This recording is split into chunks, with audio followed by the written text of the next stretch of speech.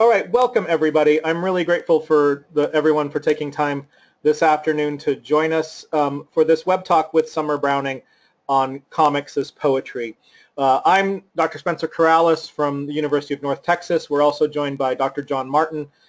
This is a transcontinental experience today because I'm in Wisconsin at a residency at the Queer Zine Archive Project, and John is in North Texas at the library there, and Sommer's joining us from Colorado. So we're from all over the place today, and I'm really happy to have this opportunity to share this event with everyone. This event is co-sponsored by the Department of Digital Humanities and Collaborative Programs at the University of North Texas, the Scholarly Communications Department in the University Libraries, and the Digital Frontiers Project. We are all working together to bring the UNT Comic Studies Conference and Community back to life, which has been on a couple of years hiatus, and we're providing a home for it now in the UNT libraries. So if you would like to be added to a list to receive information about that program and further events that we're going to be having, please let us know, and we'll be happy to share information with you as we go forward. It's really exciting for me today to welcome Sommer Browning. I've been Twitter friends with Sommer for a few years now and have enjoyed following her. We actually encourage you to participate on Twitter as we're having this event today. That's part of the community building aspect of this, is to share information, and there will be a hashtag in the slides as we go forward. Sommer her tag is there on the screen. So poetry, as you all probably know, is serious business. The best poems can make you laugh out loud while your heart is breaking. And some of those best poems can be found in Sommer Browning's books, Either Way I'm Celebrating, and backup singers from independent poetry press Birds. But in Sommer's case, some of those best poems are actually comics. Sommer Browning is a poet, cartoonist, and librarian who's based in Denver. Her poems and drawings have appeared in Bomb, Spork, Brooklyn Rail, Hairpin, Ohio Edit, and more. Sommer's poetry is smart, incisive, and clever, and it's also terribly well-written and eminently readable. Her cartoons make toilet humor sophisticated and are at least as thought-provoking as her poems. Her most recent book is a collection of comics, Everything But Sex by Low Frequency Press. So welcome, Sommer. We're excited to hear from you. I'm going to let you take the wheel from here, and then John and I will have some questions for you to get the conversation started, and then after that we'll open it up for the folks online. Thank you, Sommer. Thank you so much. That was a real kind introduction. Thank you. I like terribly well written. That's just confusing enough for me, I think. So I have controls, and that means I can, how do I go forward here with the slides?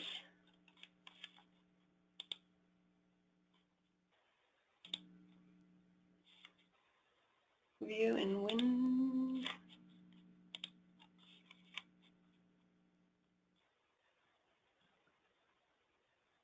Okay. How did you do that?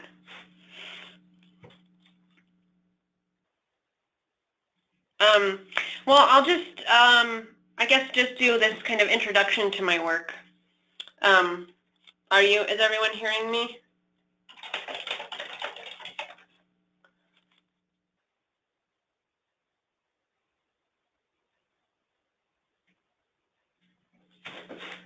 Yeah, I'll talk about, your audio's good. Okay, great.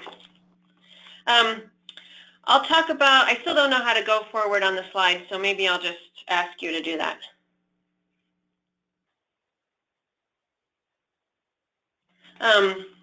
The first few slides here are come from my first book of poetry, Either Way I'm Celebrating, and you know, a funny story about that is that I simultaneously was writing and doing comics, and my editor, Chris Tonelli over there at Birds, he was like, you have to put comics in your book. You have to put comics in your book. And I mean, I'm a big fan of Joe Brainerd and Kenneth Koch and Ron Padgett and kind of their collaborations with drawings and poetry. But for some reason, I felt a little trepidatious doing that. there's just such a highbrow, lowbrow thing going on, and like a confrontation between those two arts, I guess, that I was a little nervous to broach. And when I thought about it more, I thought, no, that's exactly the kind of person that I am. I enjoy that so much, and I love sort of dismantling like the hierarchy or the elitism of certain art. And I love, like you mentioned in your intro, like toilet humor, and I don't know, there's just great possibilities when both of those things converge. So as his, inspiration, I guess, I did include these comics in my book of poetry. And if we can go through, this is one of them. And the next one, I wish I could do it myself. I don't really see the controls. And I guess just in them sitting there next to the poems, I think it just creates this really weird tension and juxtaposition. It sort of brings out the humor in the poetry, which I hope is there anyway, and it sort of brings more seriousness into the comics, which for something like this, I don't know, it's like drawn very seriously, but it's not very serious. Anyhow, so I think they really do inform each other. I don't know, I'll read one of the poems from this book too. I'll read the title poem that's called Either Way I'm Celebrating. They're saying irony is dead, and for a few minutes I thought I might die too. A woman who would buy a fifth of liquor and a pregnancy test just to see the look on the clerk's face. It's always strange to be born before the cusp of some new age, hanging onto nothing as if it were Los Angeles. I remember glaring through the windshield of the family pacer, watching a 30-foot man crack jokes on the screen. My parents were laughing, but I didn't get the way something huge and astonishing could be flat, could not exist at all. And let's go to the next one there.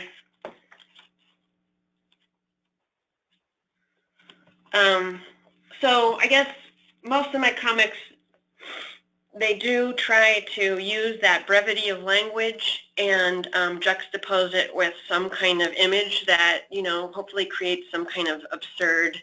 I mean, here, we're taking a seminal work of philosophy and sticking it in a sandwich. So I think that pretty much exemplifies this highbrow, lowbrow thing, and sort of like, what is the great equalizer in art, and can we approach that, and can we make fun of ourselves and make fun of it at the same time?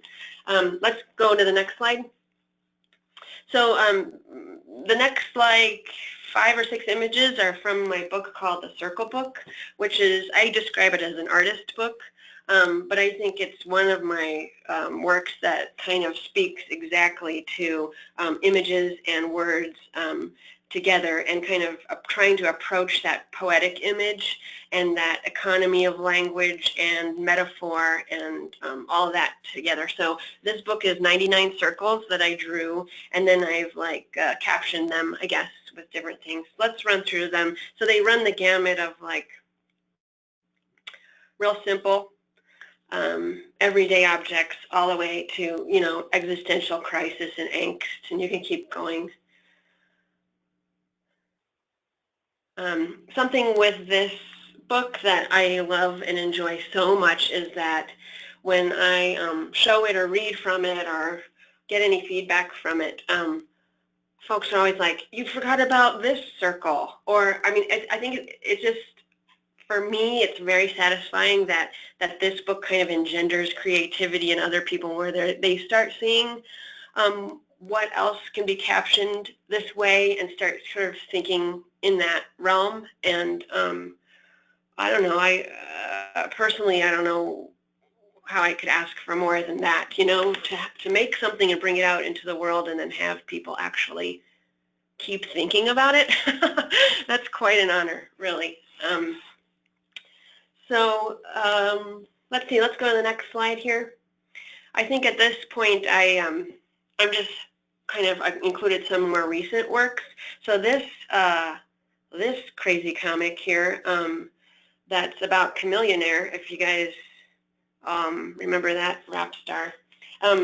This one actually appeared in this book called Over the Line, An Introduction to Poetry Comics, that came out of the UK. Sidekick Books, maybe just last year or the year before.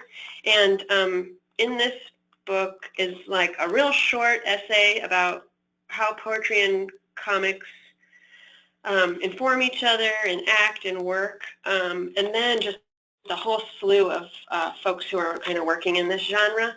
And so this one, you know, it's visual, but it's real focused on line breaks, on silence, on space, on the absence of silence, cramming it all in there, and it's like paneled like a comic strip. I don't know, I think this is another point that really, where they kind of cross, and I can really see myself kind of working in both mediums at once with something more like this. Let's keep going. So these are just more recent, where I think the internet is affecting me for better or worse. So anyway, yeah, I have a few in these series. I really like working in series, and I do that in my poetry books, and I do that in my comics too. Yeah, a couple more in the same vein here. But I love thinking about language, and I love thinking about how language has never been more important to a modern Earth before now. I mean, I love thinking about Twitter, and I love that I feel like there was a need in media, in expression, and Twitter answered that need, and it's obvious by its popularity and how, like, the fucking president uses it. So I really like exploring that. I feel like Twitter has these constraints that poetry has, and we have to pay attention to punctuation, to line breaks, to are the adjectives we use in the same kind of particular way that we might when we're writing a poem. And I feel like most recently I think the Earth was calling out for that. They were like, more poetry, and how can we integrate that into our modern experience? And it was like, well, technology answered, and we got Twitter.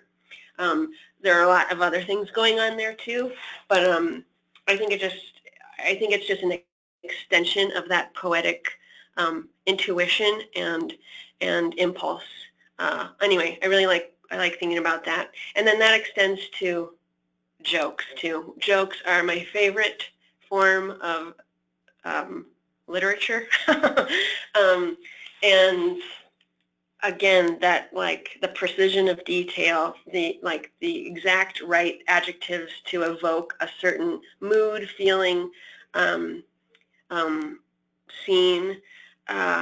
It's so difficult to write a good joke, and then when you hear one, it is so satisfying. Let's move on to these images here too. This one here, like, yeah, the semantics here going on, like the different, I guess the different rhetoric here, you know,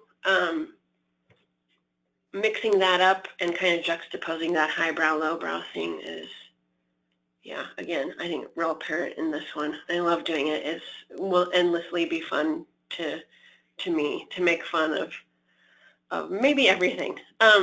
Next one.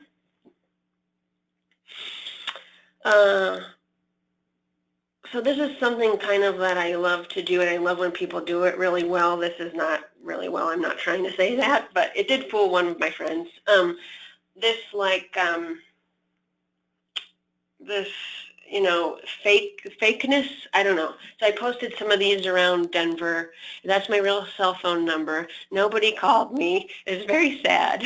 But then I took a picture of one for my friend, and she's just like, oh my God, this town is going to hell. Like, really? People want their baby yoga mats back? And she didn't get it. She didn't get the joke there. But that was exactly my intention.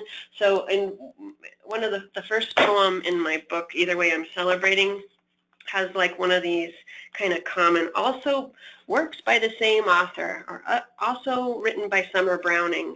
And it's actually just a list of absurd things with dates after them to like mimic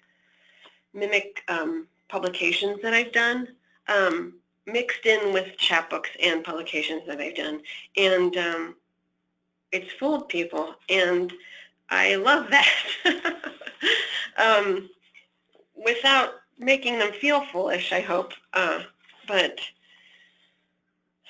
I don't know, the same thing. I don't want, like, knowledge, the colonialism of knowledge or something needs to kind of be knocked down as maybe often as possible. Let's keep going on the slides. Thanks, Spencer. This one, Inexplicable, I have nothing to say about it. Next.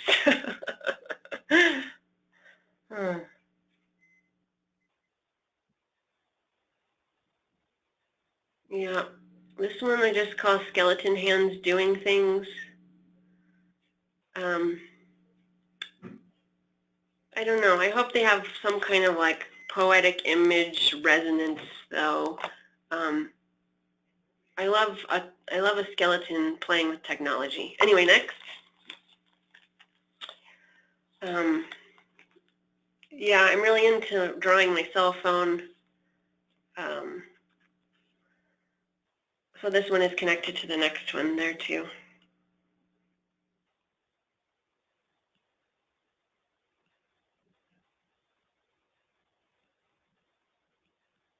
Let's see, what else is next here?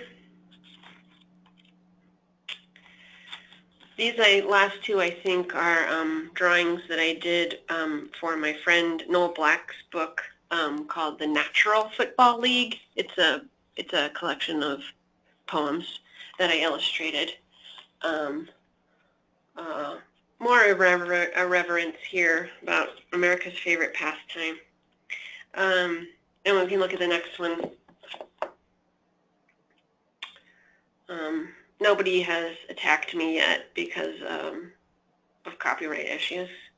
So that's a positive. I thought maybe I could just also read maybe one more poem out of my book, Backup Singers. I don't know, maybe that would give some more context too. Okay. So this one's a little bit longer, and it's called Federal Holiday. Everyone strolling through the native plants garden works for the government. Everyone ordering hamburgers with a napkin in his or her lap works for the government. Through glass, I witnessed the world's loneliest actor working for the government. This morning, I promised myself a new city and saw how the trembling light works for the government. My friend, the poet, is dying of cystic fibrosis for the government, and everyone is scared to come home because the web across the door reads, some government. I call my mother's broken pelvis driving to the emergency room, but in the end, really working for the government. I write to my friend, my sister, who will marry her boyfriend the day after the apocalypse for the government. I sleep next to my friend, the poet, whose heart is a library lace machine, whose roots sailed the only boat through the sopping world for the government, and I wake. I visit my father, whose children are Quakers at war since birth, who point at helicopters, allergic to air, who write novels at bath time for the government, and on the bench, the sun slicing through the coreopsis, the zinnias, the coxcomb. After the flowers blazed and died, I learned every name working for the government. Door with no wreath, sabotaging holy days, sunset hinged to the sky. You smell like chrysanthemums, working for the repairman who fixed the leak. How it used to snow on you when you peed, now tarred over skylights yelling out the government. The exact moment I decided to charge your phone, you applied to work for the government. We're all out of kickball picked last at the park we rented, under the pavilion we rented, displaying our permit to the nice park ranger we rented. Did we think for a minute he was a swinger? And how dare he when he works for the government? I forgot how sad I was watching her leap across the stage, unsure she worked for the government. The government opened the box of knives you sent me, of mold, of laryngitis, of anthrax, of all the most violent gifts I've gotten from the government, folding all over each other in the government, all the people I never slept with in the government. You said this was a movie, and I ran from all of the babies who worked for the government. All I say is stuff people say when they work for the government. Do her legs go all the way up in the government? That little gnats in the government, the roots, all the napkins in the government. Through the blinds, the government is cut into so many rectangles.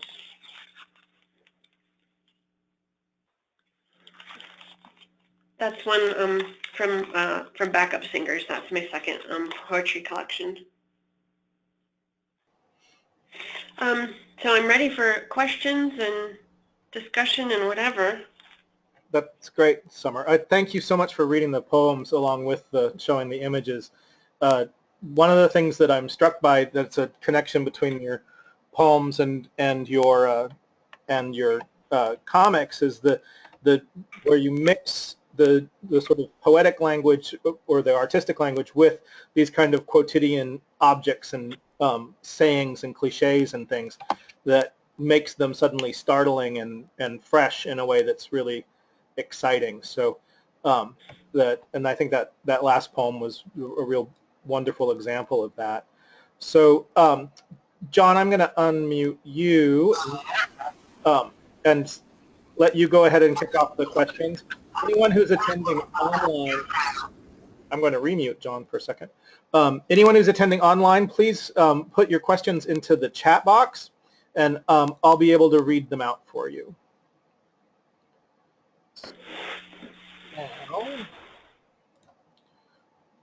All right. All yours, John. All right, can you hear me? Hello? Yep, I can hear you. Okay, great. Yeah, I sent you some questions earlier, so I guess I'll start with one of those, and then I'll see if our audience here has some other questions that they'd like to follow up with.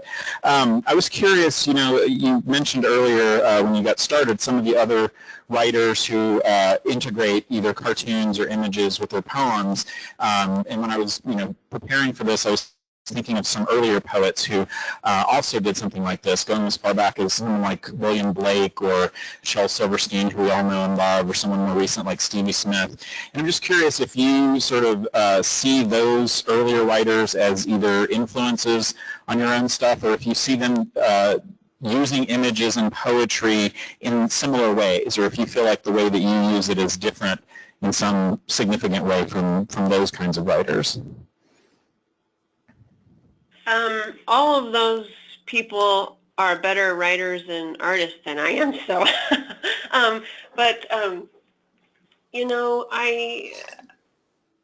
I guess I get inspired by Shel Silverstein was my first, that was the first poems I ever read, and I really looked at those drawings quite a bit. Not only because they were just filled with butts and like people's heads falling off and stuff, but definitely that the like economy of language, I know I said that before, and then the way that image informs the writing. So I think from that, like, I kind of spun off, maybe not even in the poetry route, but like seeking out underground comics and like Fabulous Furry Freak Brothers and all the drawings in Mad Magazine, from the 70s, and even in the 80s, and of course our Crumb and all of that. And I got real into that sort of thing, and it led me to Edward Gorey, and then all of that. As I was sort of loving poetry too at the same time, I discovered New York School folks like Joe Brainerd and Ron Padgett, and their collaborations together. And I guess, I don't know if I've not really thought if I'm doing something different than they're doing, but it certainly gave me like courage and the license to like explore that and to think about both genres in ways like, with no walls between them, and so I do love that so much. And then, like, I guess from that, I like a Philip Guston painting is on my book Backup Singers, because I think I just feel great affinity with him and his, I guess it's his later work and not his abstract expressionist work. But you know, how he sort of turned his back on that, and he like incorporated all of these like comic book techniques and humor and real odd stuff in there, and then it's like, hey, this is fine art as well. You know, I love that move. And I just went to the new museum. Everything in there is real great right now in New York City. And I never knew this person, Carol Rama. She's an Italian artist. I guess she died a few years ago, a couple years ago. But there's a big, huge retrospective of her work. And for her, too, I was just like, oh, my God, this is like my godmother here. Like everything she did, I was like, I don't know if you've ever had that feeling where you've been like influenced after the fact. Like, I was like, oh, my God, I got everything from you, even though I've never seen your work before. It was really great and inspiring. I'm looking forward to learning more about her. I don't know if that answers your question. Oh, thank you. You know, all of that was great. It sounds like we're either of the same generation or at least have the same reading list, because when I first saw your drawings, I immediately thought of Shel Silverstein, but you also mentioned Gory in there. He's someone that I love, and I think what they both have in common is also that kind of subversiveness and strangeness, and that's something you were talking about with your own cartoons, is that kind of wanting to push the boundaries and sort of make things seem a little odd to the people who are reading it. And I think that's what both of those lighter artists tend to do. So yeah, that totally answered what I was sort of thinking in my head. Let me see if anyone else here has some questions. I have lots of questions, but I'll see what else, what other audience members might have to ask. Okay. Okay, hold on. Hi, Sommer. Hi. Hi. I'm wondering if in the realm of comics, if you draw any influence from the older underground, like Crumb comics, or is it more of the contemporary comics, Neil Gaiman, you know, for example? Oh, no, no, very much. I love those underground guys, and I love, I guess, even contemporary underground stuff. I mean, I will read the hell out of a Warren Ellis comics, but I don't jive with the art as much, you know. But Julie Doucette, I love her so much. Gosh, I don't know. I love Bianca Stone's style, who I think is like Edward Gorey, but she does a lot of collaborations with poets, and she's a poet herself. So she illustrated an Anne Carson book that came out a few years ago. That's real beautiful. I guess it's a retranslation of Antigone. Yeah. I don't know, kind of, I guess it's, I don't think my artwork, because I'm not very good at it, comes from those artists, but their subversion, the way they're not afraid of sex, the way they're not afraid to be weird, all of that is very part of my ethos and real inspiring to me. And you know, I credit them with a lot of, like, especially just that license to be weird and to see what it looks like and kind of kill that internal editor for a while. Hi, Summer. I enjoy your weird sense of humor. And I'm curious, when did that sense of humor emerge, and when did you start expressing it? You know, I grew up with a family who just quoted Mel Brooks all day long, or we acted out scenes from Fletch or Ghostbusters, and they always were way funnier than I was. And I guess I must have just been absorbing all of that. And I also grew up on Steve Martin records. I grew up watching Richard Pryor way before I should have watched Richard Pryor, who is hands down to me. I mean, I will fight you about this, like the best stand-up ever. And Eddie Murphy and all that. I don't know, it was a real rich time to grow up as far as comedians go in the 80s, you know. And I just could watch all that stuff. And I don't know. I mean, something also probably Freudian happened like the first time I like made my dad laugh or something.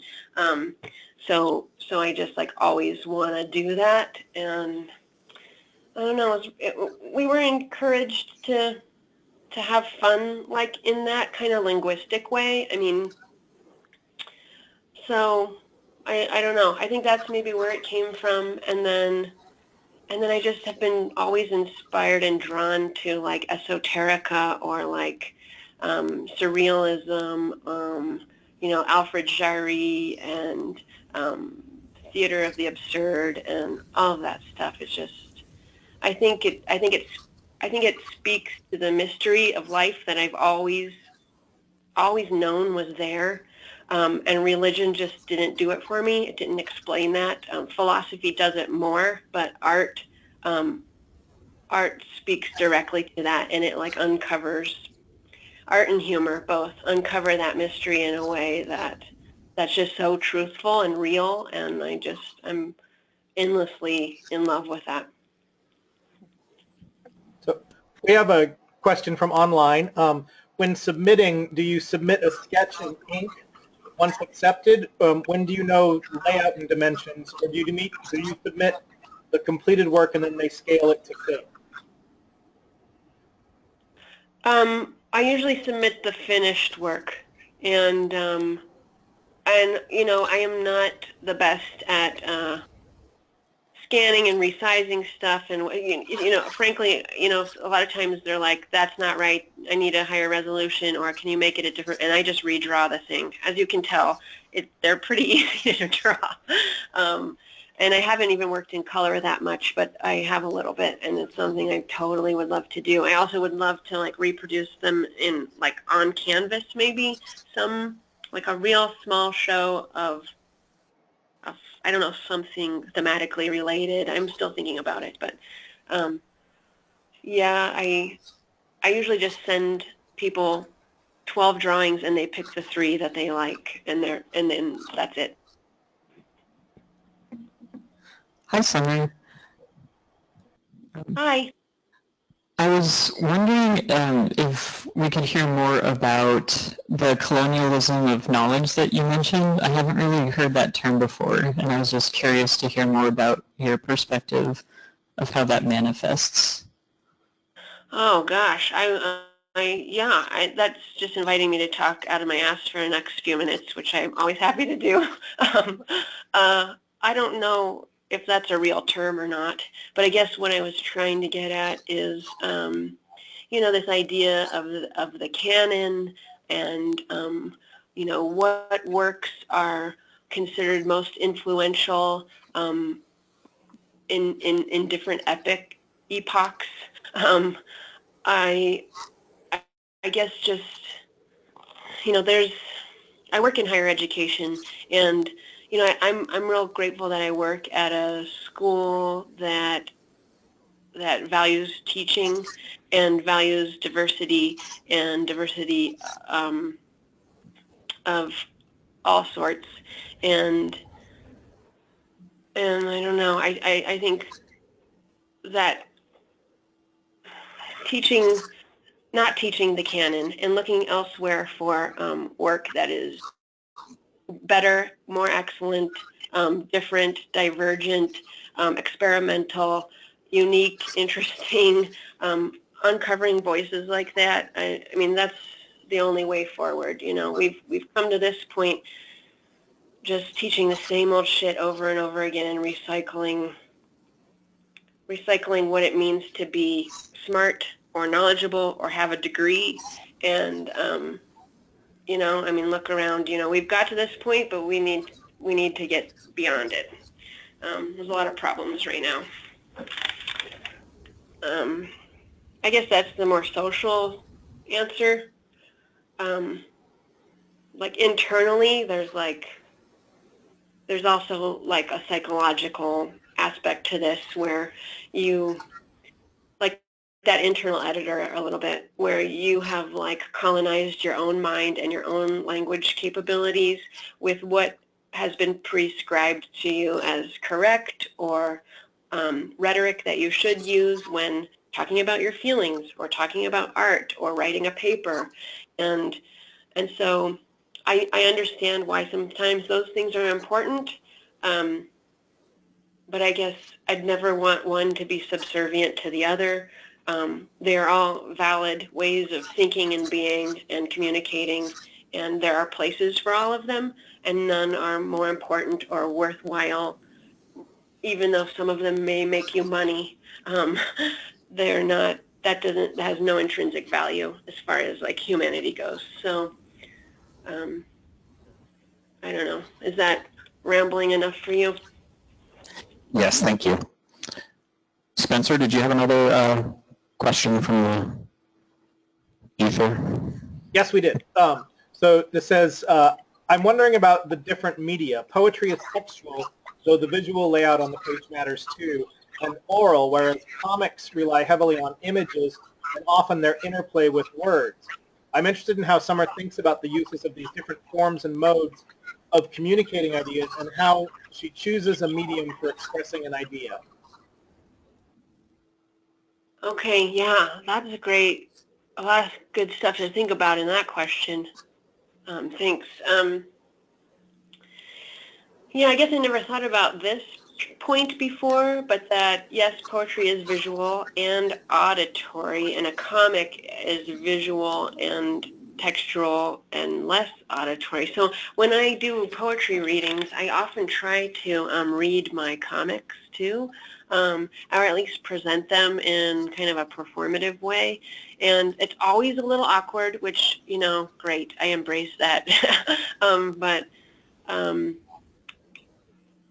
But right, I guess it just relies so heavily on the image, and my work is real stark and doesn't have much image going on. I don't know. The second part of that question was, how do you choose which medium to use? So when I am, I have different modes, and I have a book. I carry it with me all the time, and I scribble down things in there, like funny things, like, oh my God, you should, you know, draw a telephone with boobs on it. You know, I don't know what it means, but anyhow, some of them translate better into poems, and some of them translate better into jokes, which my Twitter is mostly jokes, and I do have a few joke books out there, and some of them translate better into images and comics. I think about movies a lot too, and I don't think I have enough confidence to yet make one, but I'm going to, I swear to myself and to my therapist. But so I don't know how to answer that really. It's a different feeling. It is a different mental space that I'm occupying when I'm drawing or when I'm writing jokes or when I'm writing a poem. And different pieces of me are activated. So I don't know what it is. I guess it's like, it's the inspiration that comes from those 6 words strung together that I find in my notebook and what that does to my mind. And then it just takes whatever mode, yeah, is inspired by that juxtaposition of nouns and verbs or whatever.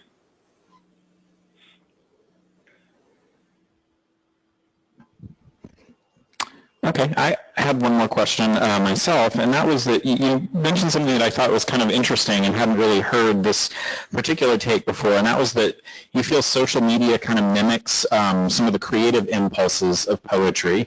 And you talked about, you know, things like constraint and brevity, sort of the visual elements and the kind of creative, maybe even tortured uses of language in social media. And I thought that's probably one of the most uplifting things I've heard about poetry recently, is that social media may somehow be encouraging us to think poetically. And I'm just wondering if you had any more thoughts on that, or if you're experimenting in new ways with social media as poetry, or poetry as social media, or something along those lines.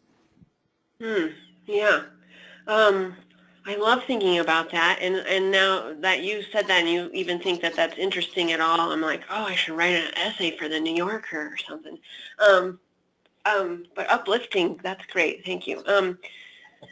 I don't know if I have consciously experimented with, I have definitely written poems on Twitter and then tried to string them together. That's not something that's creative or even works that well. I've definitely taken pieces of what I've written on Twitter and tried to incorporate them into poems. But no, nothing consciously like that. I'm thinking right now of my friend Sam Starkweather and Anna Bezicevic, who both kind of create GIF poems, which are like GIFs that go along with poems or GIFs that are poems, and then how those two media interact together. And that, I think, is a real interesting, very modern way of social media and poetry interacting. I don't know. I guess I would like to think about, you know, I always am trying to combat that that literature is dead or poetry is dead, or we text too much and all of that, because we've never read so much in our lives. You know, we've never. The biggest website is Wikipedia. It's an encyclopedia. Like, how old of a technology is that? Amazon was a bookstore. You know, I mean, this is like, fundamentally, these things have never changed. Like, we are beings of language and knowledge, and we always will be. And you know, we build on what we have, and that's what we have. And so, you know, I'm a librarian too, so I'm real into knowledge, access to knowledge, and how we interact with it now.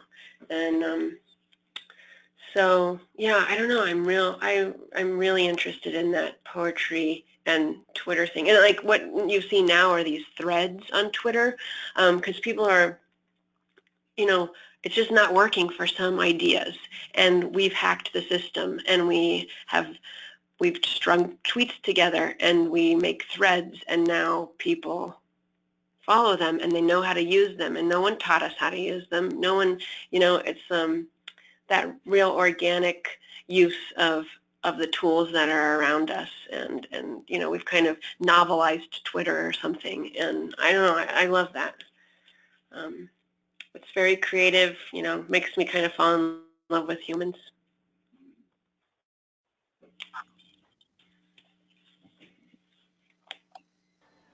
Do we have any other questions, either from online or in the room?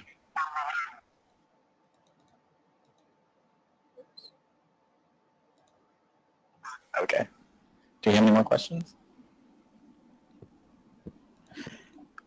We don't have any more questions.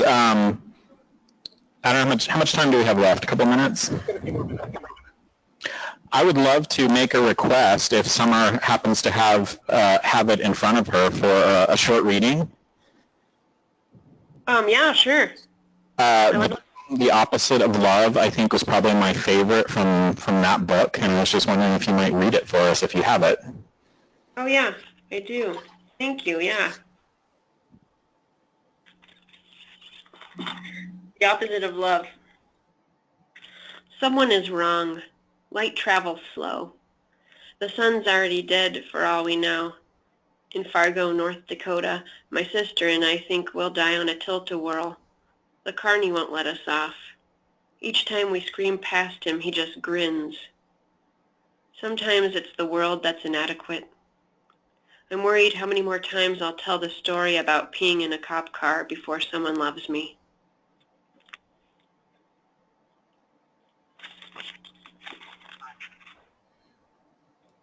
Thank you. I absolutely love that poem. I think for a lot of the reasons we were talking about here today is sort of the sense of humor and the strangeness, but also just the kind of real depth of emotion that comes through those images. And so I was you know, really hoping to hear that. So thank you for that. Oh yeah, thanks. Yeah. Well, I don't think we have any more questions here, Spencer, so if you want to take it away. all right, great. Well, Sommer, thank you so much for your time today, and thanks to everyone who attended both in the room at UNT and online. Again, if you want to be added to the list to get more information about events like this, please be in touch, and we'll keep sharing information with you. So let's give a big thank you to Sommer Browning, and have a great rest of the afternoon. Thank you so much. Thank you, John and Spencer, and thanks everybody for listening. Thanks a lot. Appreciate it. Great. Bye-bye. Bye.